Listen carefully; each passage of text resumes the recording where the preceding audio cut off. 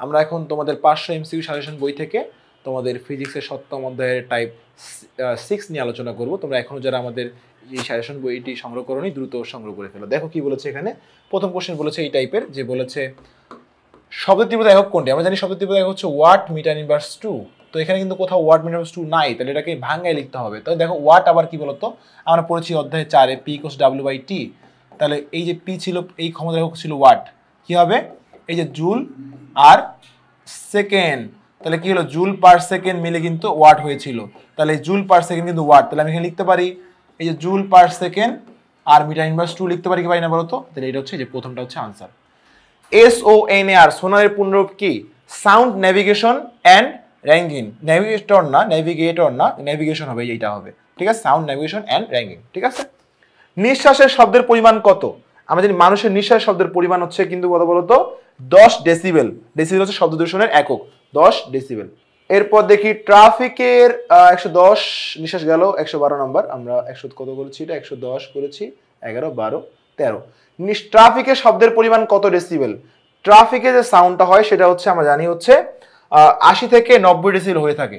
80 থেকে 90, হ্যাঁ 80 থেকে 90 ডেসিবেল হয়ে থাকে ট্রাফিকের সাউন্ডটা। এরপর আমরা 13 নম্বর শেষ। আমরা এখন চলে যাব 13 পর 14 15 16 17। আচ্ছা দেখো কি বলেছে এখানে। বলেছে মাটির নিচে বিস্ফোরণের প্রতিফলিত শব্দের তরঙ্গ নিচের কোনটি দ্বারা নির্ণয় করা যায়?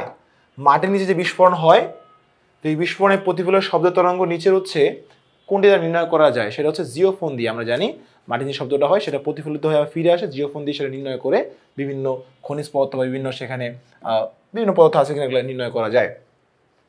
শব্দের তীব্রতা একক কোনটি? একটুকে দেখেছি ওয়াট মিটার ইনভার্স 2 দেখেছি, আমি তোমাকে দেখাইছি, ঠিক আছে? এটা আবার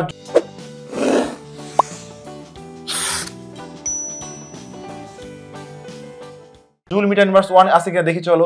ওয়াট মানে আমরা দেখেছি আবার যে P = W/T, তাহলে W হচ্ছে কি জুল আর সময় হচ্ছে সেকেন্ড, তাহলে জুল পার সেকেন্ড মানে হচ্ছে ওয়াট।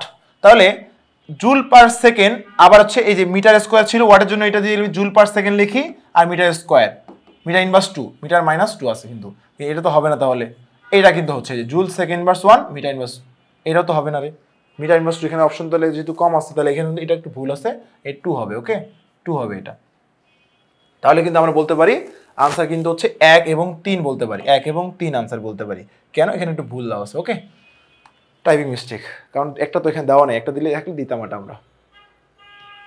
সুরযুক্ত শব্দের তীক্ষ্ণতা কি বোঝায়? দেখো খেয়াল করো, তীক্ষ্ণতা দিয়ে হচ্ছে আমরা বেসিক্যালি কি পরিমাপ করি? দেখো একই প্রাবল্যের খাদের সুর নির্ণয় করি ও চড়া সুরের মধ্যে পার্থক্য বুঝতে পারি তীব্রতা দিয়ে, তীক্ষ্ণতা দিয়ে, ওকে? উৎসের কম্পাঙ্কের উপর নির্ভর করে, তীক্ষ্ণতা অলওয়েজ উৎসটার কম্পাঙ্কের উপর নির্ভর করে।